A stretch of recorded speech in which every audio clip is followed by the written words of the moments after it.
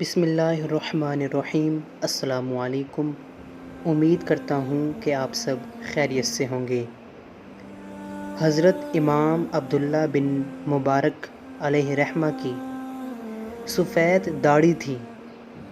وہ اس کو پکڑ کر اللہ کے حضور روتے تھے اور عرض کرتے تھے، اے مولا، عبداللہ بن مبارک کے بڑھاپے پر رحم فرما۔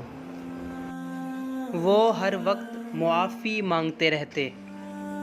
ایک روایت میں ہے کہ حضرت امام حسن بصری علیہ رحمہ اور بڑے بڑے اکابرین اولیاء اللہ جب درج ذیل آیت کریمہ پڑھتے، ان الابرار لفی نعیم وان الفجار لفی جحیم، کہ بے شک بلا شبہ نیک لوگ جنت میں جائیں گے اور برے لوگ دوزخ میں جائیں گے،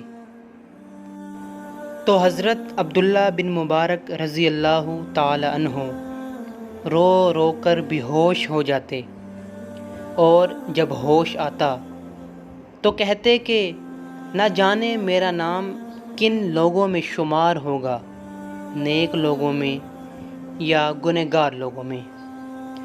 اگر آپ کو ہماری ویڈیو پسند آئی ہو تو ویڈیو کو لائک، کامنٹ، شیئر اور ہمارے چینل پیغام روحانیت کو ضرور سبسکرائب کیجیے گا۔ السلام علیکم۔